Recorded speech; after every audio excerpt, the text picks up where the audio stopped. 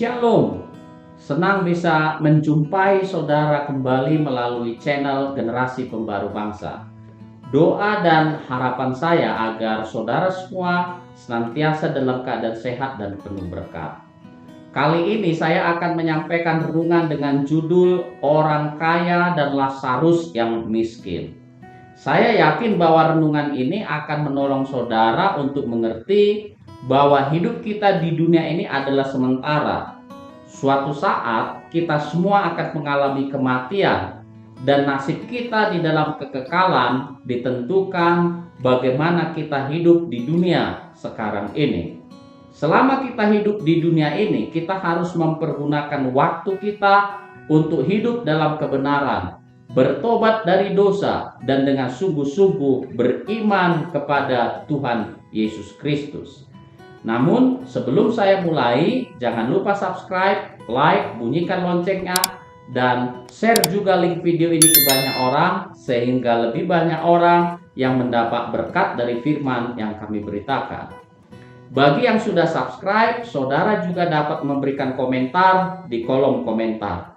Bila saudara ingin melihat video-video kami yang lain, saudara dapat mengklik link video yang kami tempatkan di kolom deskripsi.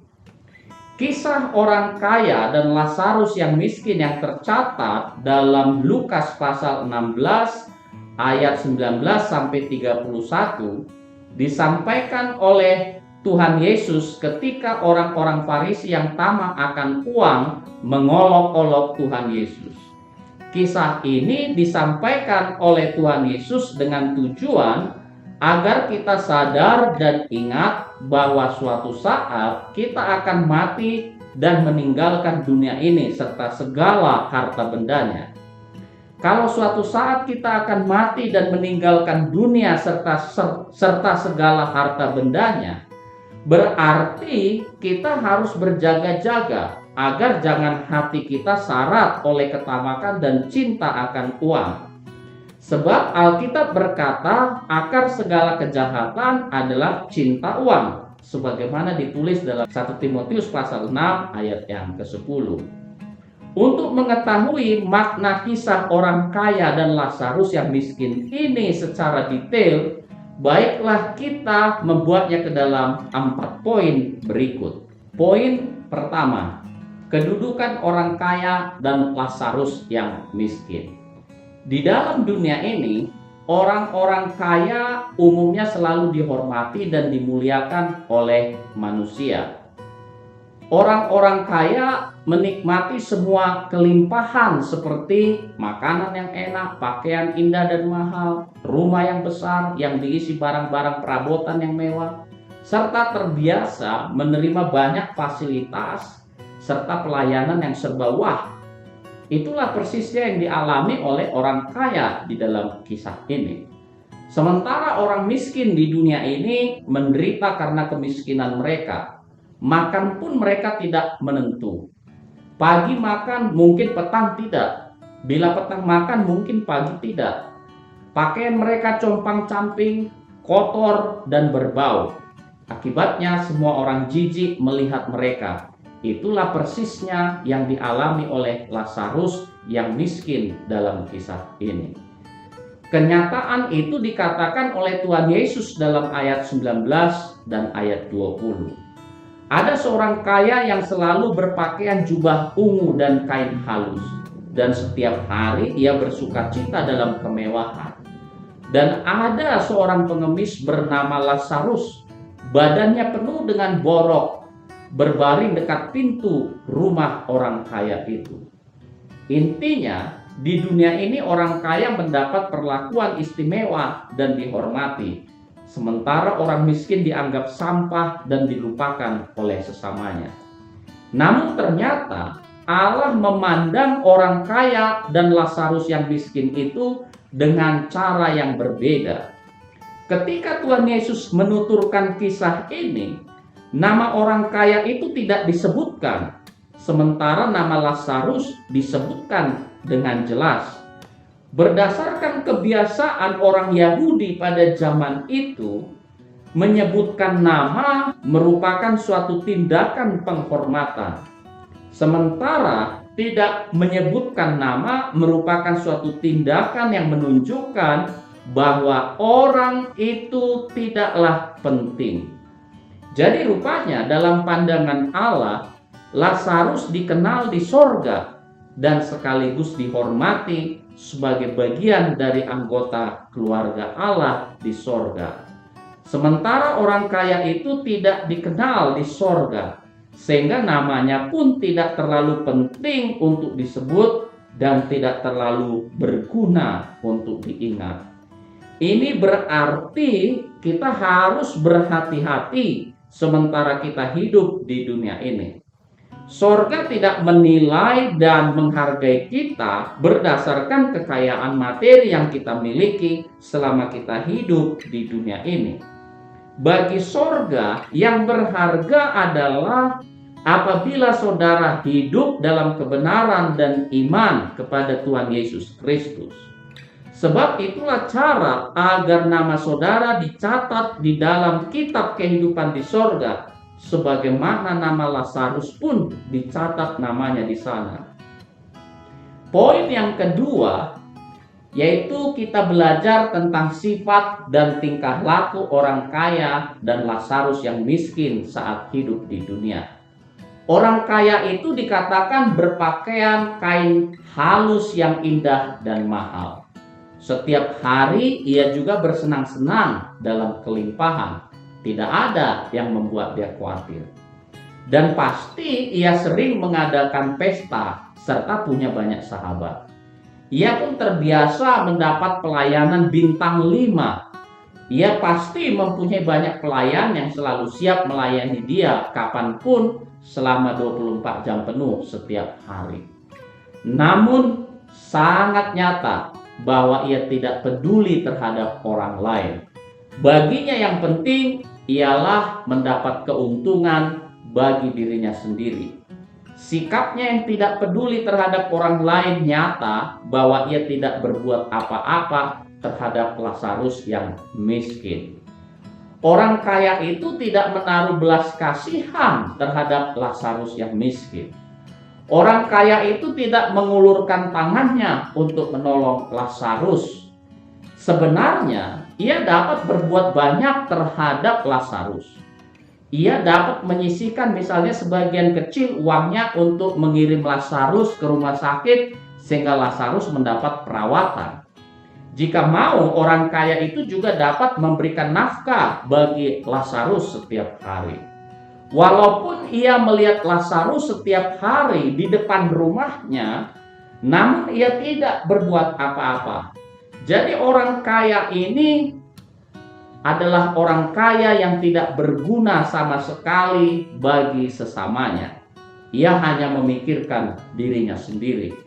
Sedangkan Lazarus karena sangat miskin terpaksa harus mengemis. Dan setiap hari Lazarus berteman dengan rasa lapar karena jarang menemukan makanan. Lazarus memakai pakaian yang compang-camping, badannya penuh dengan borok, berbau dan pasti menimbulkan rasa jijik. Dalam kemiskinan dan penderitaan, Lazarus dijauhi oleh semua orang. Itu sebabnya satu-satunya pengharapannya hanyalah Tuhan saja. Tuhan Yesus pernah berkata dalam Matius 25 ayat yang ke-40, sesungguhnya segala sesuatu yang kamu lakukan untuk salah seorang dari saudaraku yang paling hina ini, kamu telah melakukannya untuk aku. Jadi seandainya orang kaya itu menaruh belas kasihan pada orang miskin dan mengulurkan tangannya untuk menolong orang miskin, maka dalam pandangan Tuhan Yesus hal itu telah dilakukannya bagi Tuhan Yesus sendiri. Demikian juga kita sekarang. Bila kita menaruh belas kasihan dan mengulurkan tangan untuk menolong mereka yang miskin dan menderita, sebenarnya kita sedang melakukannya bagi Tuhan Yesus sendiri. Dengan menolong dan melayani orang-orang miskin, sebenarnya kita sedang melihat Yesus yang ada di dalam diri orang-orang miskin itu. Tuhan Yesus telah mempersamakan dirinya dengan orang-orang miskin, hina dan menderita. Mengapa? Karena Filipi 2 ayat 6 sampai 7 berkata bahwa saat Tuhan Yesus datang ke dalam dunia ini, ia telah mengosongkan diri dan mengambil rupa seorang hamba yang hina dina. Poin yang ketiga dari kisah orang kaya dan Lazarus yang miskin, yaitu bahwa kematian orang kaya dan Lazarus yang miskin, pada akhirnya baik orang kaya maupun Lazarus yang miskin itu akhirnya mati. Ini berarti bahwa semua orang baik miskin maupun kaya pada akhirnya akan berhadapan dengan kematian. Hidup di dunia ini tidaklah kekal. Demikian pula segala kemuliaan maupun kehinaan dalam dunia ini juga tidaklah kekal. Alkitab mengumpamakan hidup kita seperti uap yang sebentar saja kelihatan lalu lenyap. Hal itu ditulis dalam Yakobus 4 ayat 14b. Semua harta, kekayaan, kemewahan yang kita miliki pada akhirnya akan kita tinggalkan. Itu sebabnya hati kita tidak boleh melekat pada harta. Tuhan Yesus juga menuturkan bahwa ketika Lazarus yang miskin itu mati, tidak ada prosesi penguburan bagi jenazahnya. Sementara orang kaya itu saat ia mati, ia menerima prosesi penguburan. Hal itu dicatat di dalam ayat 22 dan 23-nya. Ini menunjukkan bukan saja selama hidup Lazarus yang miskin itu dilupakan orang. Bahkan sampai saat kematiannya pun tidak ada orang yang peduli terhadap jenazahnya. Sementara orang kaya itu saat jenazahnya dimakamkan, jenazah tersebut pasti dimakamkan dengan suatu upacara penghormatan yang luar biasa dan diusung dengan keramaian. Seperti itulah dunia memperlakukan sesamanya. Bagi mereka yang kaya, dunia akan memperlakukan sesamanya dengan penuh kehormatan, bahkan sampai saat dia meninggal. Tapi bagi yang miskin, dunia melupakan mereka dan mengabaikan jenazah mereka. Poin yang keempat dari kisah orang kaya dan Lazarus yang miskin. Kita mau belajar poin yang keempat, nasib kekal orang kaya dan Lazarus yang miskin setelah mereka meninggal dunia. Di dalam alam baka kekekalan, setelah orang kaya dan Lazarus yang miskin itu meninggal, keduanya mengalami nasib yang berkebalikan. Orang kaya yang menikmati segala kesenangan selama hidupnya di dunia ini ternyata mengalami penderitaan dan sengsara di dalam kekekalan. Sementara Lazarus yang miskin dan mengalami kekurangan, penderitaan, serta dihinakan selama hidupnya di dunia justru mengalami kesentosaan, penghiburan, dan kebahagiaan di dalam kekekalan. Karena demikian hebat penderitaannya di dalam kekekalan, orang kaya itu sampai meminta belas kasihan kepada Bapak Abraham untuk kiranya bersedia menyuruh Lazarus mencelupkan ujung jarinya ke dalam air untuk menyejukkan lidahnya. Karena ia sangat kesakitan dalam nyala api sebagaimana dikatakan dalam ayat yang ke-24. Namun sangat disayangkan, karena tidak ada lagi pertolongan yang bisa ia dapatkan. Ia sudah tidak mempunyai kesempatan untuk memperbaiki diri.